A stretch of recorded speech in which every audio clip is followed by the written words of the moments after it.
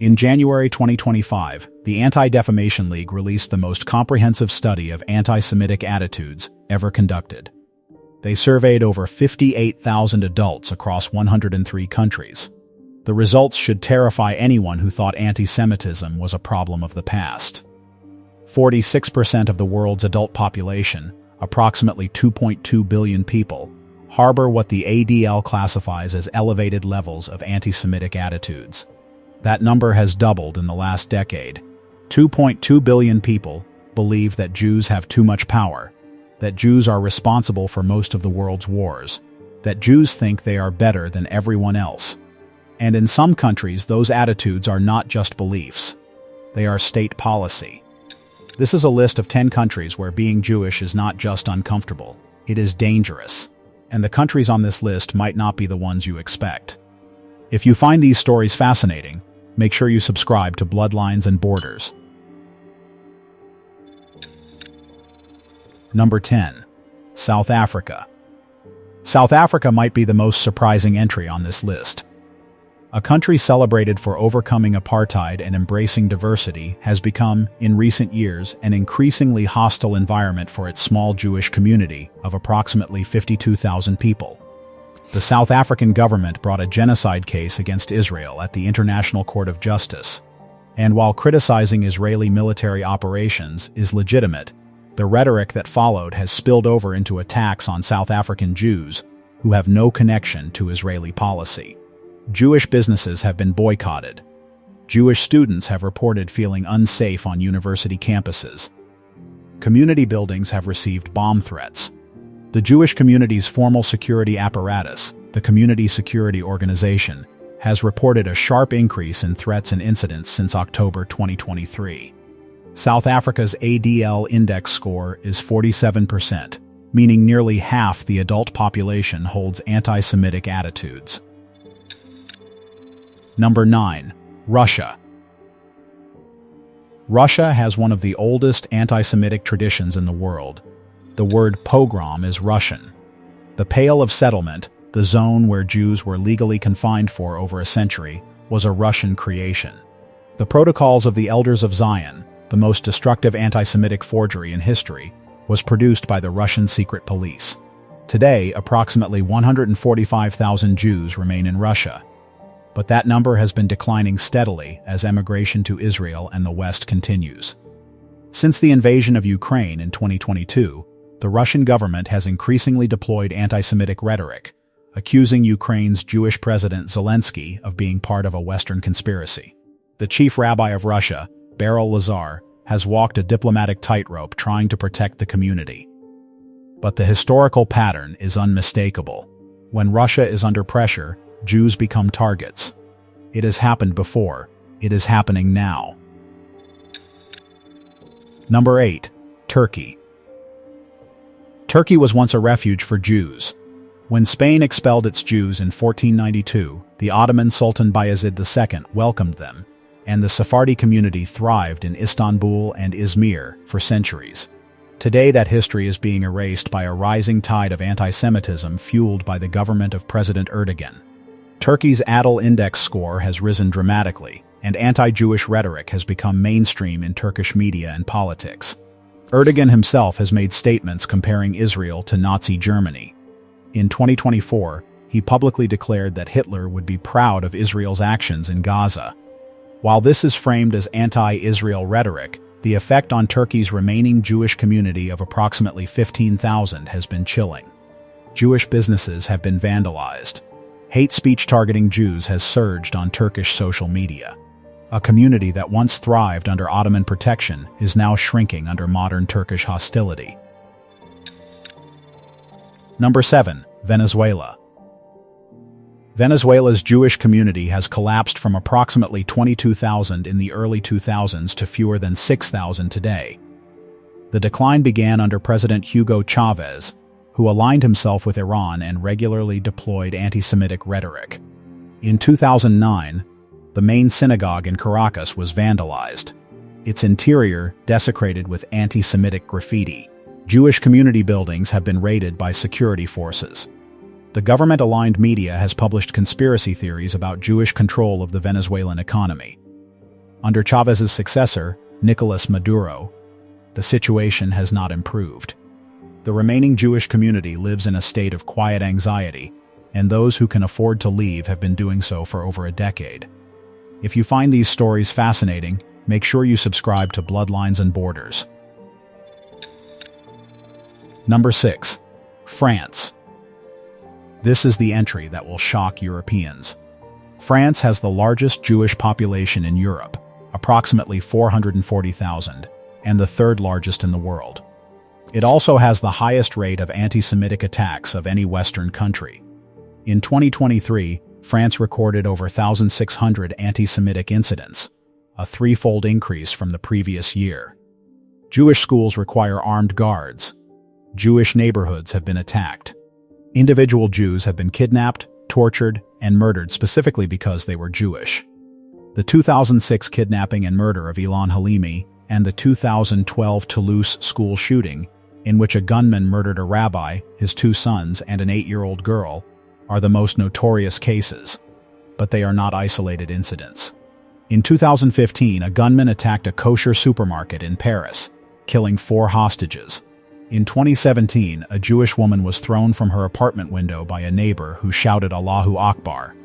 In 2018, an elderly Holocaust survivor was stabbed and set on fire in her Paris apartment. These are not abstract statistics. These are real people, murdered in a Western European democracy in the 21st century because they were Jewish. Tens of thousands of French Jews have emigrated to Israel in the last 2 decades, a community voting with its feet in a way that should alarm every democratic government in Europe. For the first time in the modern era, a major Western democracy is experiencing a Jewish exodus. France's Adel Index score is 17%, lower than many countries on this list, which makes the violence all the more disturbing. It means that even in countries with relatively low levels of anti-Semitic attitudes, a violent minority can make Jewish life untenable. Number 5. Indonesia. Indonesia has the largest Muslim population of any country on Earth, approximately 270 million people, and an ADL anti-Semitic index score of 96%. 96% in a country where virtually no Jews actually live. Indonesia does not have diplomatic relations with Israel. Indonesian passports contain a stamp stating they are valid for all countries except Israel. The anti-Semitism in Indonesia is almost entirely abstract, directed at a people that most Indonesians have never met, fueled by religious education, media narratives, and political rhetoric. The danger is not that Indonesian Jews are being attacked. There are almost no Indonesian Jews to attack. The danger is that one of the largest countries on Earth has built anti-Semitism into the fabric of its national identity without any actual contact with Jewish people. It is hatred in the purest form. Hatred of an idea, not a person. Number 4. Pakistan. Pakistan has no diplomatic relations with Israel and fewer than 1,000 Jews in the entire country. Despite this near-total absence of a Jewish population, the ADL found that anti-Semitic attitudes in Pakistan are among the highest in the world.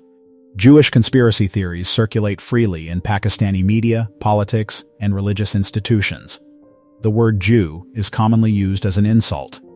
And for the handful of Pakistani Jews who remain, public identification with Judaism is essentially impossible. In 2015, a man in Karachi, who was discovered to be Jewish, reported receiving death threats and was forced to go into hiding. Pakistan demonstrates a phenomenon that appears across several countries on this list. Anti-Semitism does not require the presence of Jews. It requires only the idea of Jews. Number 3. Malaysia. Malaysia's former Prime Minister, Mahathir Mohamad, has made anti-Semitic statements repeatedly throughout his career, including declaring that Jews rule this world by proxy and that Europeans invented the Holocaust.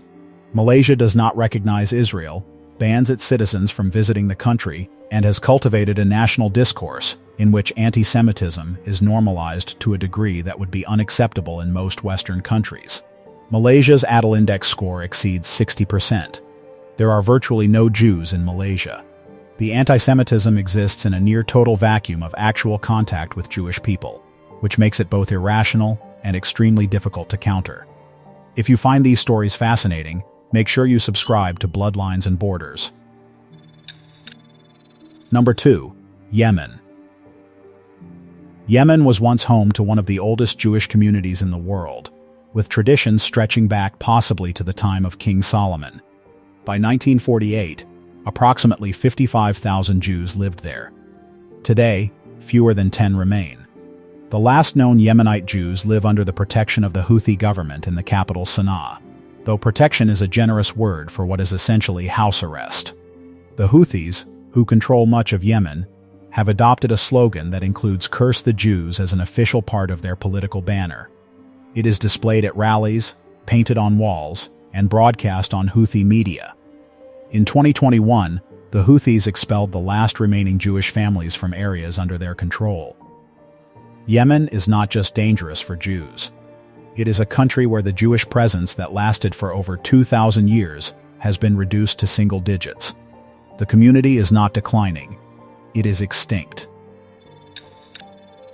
Number 1. Iran.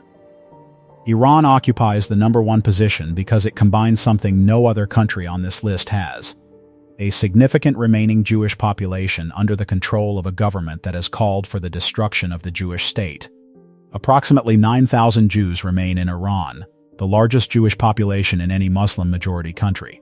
They are theoretically protected by the Iranian constitution, which reserves a seat in parliament for a Jewish representative. But the reality is far more complicated. Jews in Iran cannot hold senior government positions. They are monitored by intelligence services. They are forbidden from traveling to Israel. Jewish schools must operate under government supervision and teach the Islamic curriculum. And the government in which they live has spent decades promoting Holocaust denial, funding anti-Israel proxy militias, and calling for the destruction of the state that most of the world's Jews consider their ancestral homeland. The execution of Habib el-Ghanian, a Jewish businessman and community leader, shortly after the 1979 Islamic Revolution, sent a message that has echoed for over 4 decades. El-Ghanian was the honorary president of the Tehran Jewish community and the wealthiest Jew in Iran. He was arrested, charged with espionage and corruption on earth, and executed by firing squad after a 20-minute trial. His death triggered a mass exodus. Approximately 70,000 of Iran's 80,000 Jews fled the country within a few years. Those who remained have lived ever since under a government that hosts international conferences questioning whether the Holocaust happened, that sponsors Holocaust cartoon competitions, that funds Hezbollah and Hamas, and that has repeatedly threatened to destroy the State of Israel. Jewish Iranians live in a country whose government calls for the destruction of a state that is central to Jewish identity worldwide, while simultaneously claiming to protect its own Jewish citizens. The cognitive dissonance of this position is the daily reality of Iranian Jewish life. Most who could leave have already done so. Those who remain have made a calculation that the life they know, the Persian culture they love, the community that has existed for 25 centuries, is worth the risk of staying. Every country on this list tells the same fundamental story. Anti-Semitism does not require the presence of Jews. It does not require a conflict with Israel. It does not require economic competition or territorial disputes. It requires only the idea of Jews as a category, a target, a scapegoat, a symbol onto which any society can project its fears, its failures, and its fury. Pakistan has almost no Jews but has extreme anti-Semitism. Indonesia has virtually 0 Jews but has a 96% anti-Semitic index score. Malaysia has never had a significant Jewish population but has built anti-Semitism into mainstream political discourse. The ADL study found something else that should worry everyone. Among adults under 35, anti-Semitic attitudes are rising faster than in any other age group. 40% of young adults worldwide agreed that Jews are responsible for most of the world's wars. 23% of young adults view Hamas favorably. 1 in 5 people worldwide has never even heard of the Holocaust. The problem is not getting better. It is getting worse. And it is getting worse among the people who will run the world in 20 years. In 2026, 46% of the world's adult population still harbors anti-Semitic beliefs. That is not a fringe movement. That is nearly half the human race. If you find these stories fascinating, make sure you subscribe to Bloodlines and Borders. Thank you for watching. If you want to go deeper, the next video on your screen is one you won't want to miss. I'll see you there.